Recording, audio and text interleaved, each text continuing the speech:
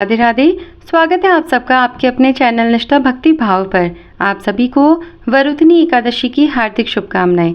हिंदू पंचांग के अनुसार इस वर्ष वैशाख माह के कृष्ण पक्ष की एकादशी तिथि की शुरुआत 3 मई को रात 11:24 पर हो चुकी है, जिसकी समाप्ति 4 मई को रात 8:38 पर होगी। इसलिए उदया तिथि के अनुसार यदि हम बात करें तो 4 मई आज के दिन वरुथनी एकादशी का व्रत रखा जाएगा। इस साल वरुथनी एकादशी पर त्रिपुष्कर योग, इंद्र योग और वैधृति योग का निर्माण हो रहा है। इसलिए इस दिन विष्णु जी की पूजा आराधना का महत्व कहीं अधिक बढ़ जाता है। आइए जानते हैं वरुथनी एकादशी के दिन क्या करना चाहिए, क्या नहीं करना चाहिए, और साथ ही सुनेंगे व्रत की कथा। उससे पहले यदि आप हमारे चैनल पर नए हैं तो चैनल को सब्सक्राइब करिए। साथ ही साथ आज का वीडियो अगर आपको पसंद आता है तो वीडियो को लाइक और शेयर भी ज़रूर करिएगा। तो चलिए जानते हैं कि वरुथनी एकादशी के दिन आपको सबसे पहले तो क्या करना चाहिए और क्या नहीं करना चाहिए। तो वरुथनी एकादशी के दिन आपको तुलसी के पौधे पर जल चढ़ाना है और उसकी पूजा करनी है। एकादशी के दिन राहगीरों को पानी पिलाना बहुत ही उत्तम माना गया है। पशु पक्षियों के लिए पानी और दाने की व्यवस्था करना भी बहुत ही ज़्यादा फलदायक रहता है। इस दिन आप अपनी क्षमता अनुसार अन्न का भी दान कर सकते हैं। एकादशी के दिन वस्त्र का दान करना भी बहुत ही शुभ होता है। मान्यता है कि इस एकादशी पर फल का दान करने से 10,000 साल तपस्या करने के समान ही आपको शुभ फल की प्राप्ति होती है। वरुथनी एकादशी पर पूजा के दौरान विष्णु जी को गेंदे के फूल अर्पित करने चाहिए। वरुथनी एकादशी के दिन आपको तामसिक भोजन का सेवन बिल्कुल नहीं करना चाहिए। इस व्रत में अन्न और जल ग्रहण नहीं किया जाता, तो इसे निराहार ही किया जाता है। फिर भी यदि आपके सामर्थ्य में ये नहीं हो तो आप एक समय फलाहार या फिर सागाहार करके अपने व्रत को पूर्ण कर सकते हैं। साथ ही में एकादशी के अगले दिन मतलब द्वादशी के दिन इस व्रत को समाप्त करने के लिए आपको पारण करना होता है।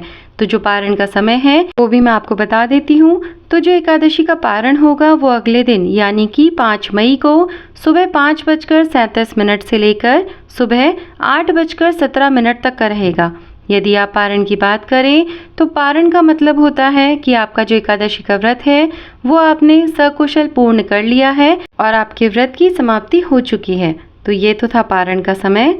और साथ ही में हमने जान लिया है कि वरुथनी एकादशी पर आपको किस समय पूजा पाठ करना है, किस प्रकार से करना है। जैसे कि हम सब जानते हैं कि ये जो एकादशी होती है इसे वैशाख कृष्ण एकादशी के नाम से भी जाना जाता है।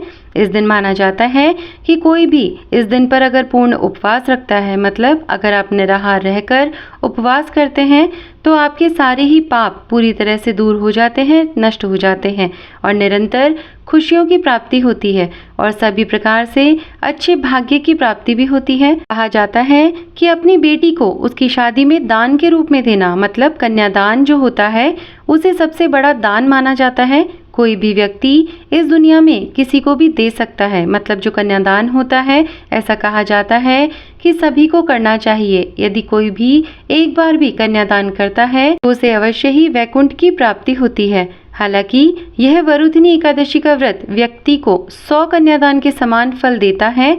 तो इस प्रकार से यदि आप ये व्रत करते हैं तो आपके लिए ये बहुत ही ज़्यादा शुभ होता है। तो चलिए इसी के साथ ही सुन लेते हैं आज की वरुथनी एकादशी व्रत की कथा।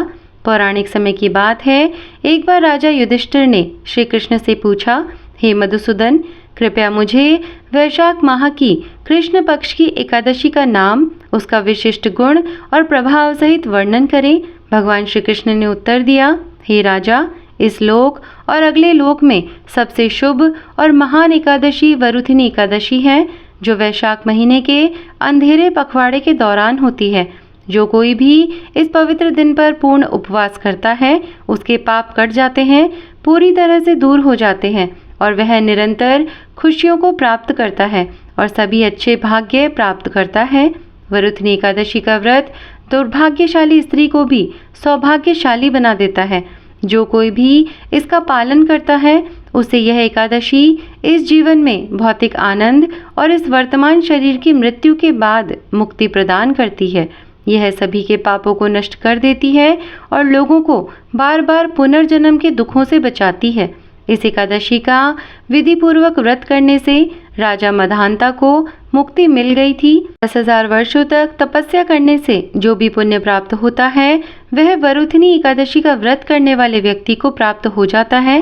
कुरुक्षेत्र में सूर्य ग्रहण के दौरान बड़ी मात्रा में सोना दान करने से जो पुण्य प्राप्त होता है वह उस व्यक्ति को प्राप्त होता है जो इस एकादशी को प्रेम और भक्ति के साथ मनाता है और निश्चित रूप से इस जीवन और अगले जीवन में अपने लक्ष्यों को प्राप्त करता है। संक्षेप में यह एकादशी अत्यंत पवित्र, मोक्षदायक तथा समस्त पापों का नाश करने वाली है। दान में घोड़े देने से बेहतर है हाथी देना और हाथी देने से बेहतर है जमीन देना, लेकिन जमीन देने से भी बेहतर है तिल के बीज देना और उससे भी बेहतर है सोना दान करना। सोना देने से भी बेहतर है भोजन दान करना, अनाज, क्योंकि सभी पितर, देवता और मनुष्य अनाज खाने से तृप्त होते हैं। इसलिए अतीत, वर्तमान या भविष्य में इससे बेहतर कोई दान नहीं है। भी विद्वानों ने घोषणा की है कि एक युवा कन्या का विवाह किसी योग्य व्यक्ति के साथ करना दान में अनाज देने के बराबर है। इसके अलावा गाय को दान में देना अनाज देने के बराबर है। फिर भी इन सभी दान से बेहतर है आध्यात्मिक शिक्षा देना, अज्ञानी को ज्ञान देना। फिर भी इन सभी दान कार्यों को करने से जो पुण्य की प्राप्ति हो सकती है वह वरुथिनी एकादशी का व्रत करने वाले को स्वतः ही प्राप्त हो जाती है। जो व्यक्ति अपनी बेटियों के धन पर जीवन व्यतीत करता है उसे संपूर्ण ब्रह्मांड के जलमग्न होने तक नारकीय स्थिति का सामना करना पड़ता है। इसलिए व्यक्ति को विशेष रूप से सावधान रहना चाहिए कि वह अपनी बेटी के धन का उपयोग ना करे। हे राजाओं में श्रेष्ठ, जो गृहस्थ अपनी बेटी का धन लालच में आकर ले लेता है, जो अपनी बेटी को बेचने की कोशिश करता है या जो उस आदमी से पैसा लेता है जिससे उसने अपनी बेटी की शादी की है, ऐसा गृहस्थ आगे चलकर नीच बिल्ली बनता है और जिंदगी बहुत ही नीच तरीके से बिताता है।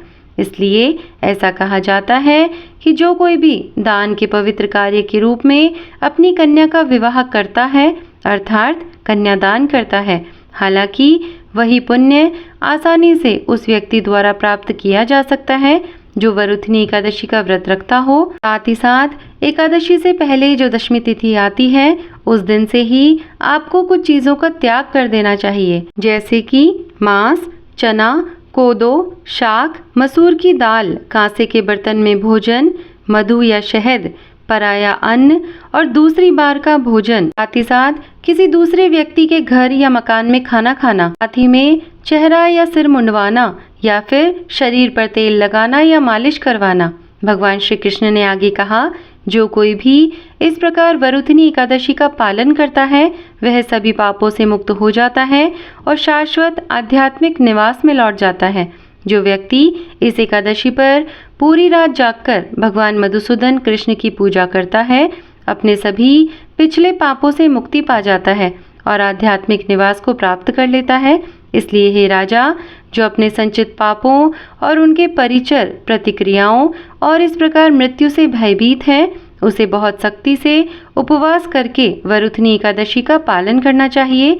अंत में जो वरुथिनी एकादशी की कथा और इस महिमा को सुनता है या पढ़ता है उसे 1000 गायों को दान करने से अर्जित पुण्य की प्राप्ति होती है और वह अंत में स्वर्ग को प्राप्त होता है। तो इस प्रकार से कहते हुए श्री कृष्ण वहां से अंतर्ध्यान हो गए। तो यह थी वरुथिनी एकादशी को लेकर संपूर्ण जानकारी, मुहूर्त, महत्व, साथ ही में व्रत की कथा। उम्मीद करती हूँ मेरे द्वारा प्रदान की हुई आज की जानकारी आप सभी को पसंद आई होगी। आज का वीडियो अच्छा लगा हो तो लाइक और शेयर ज़रूर करिएगा और यदि आप हमारे चैनल पर नए हैं और ऐसे वीडियोस देखना और सुनना पसंद करते हैं तो चैनल को भी सब्सक्राइब करिएगा। मैं मिलती हूँ आपसे ऐसी किसी जानकारी और वीडियो के साथ में। तब तक के लिए धन्यवाद। राधे राधे।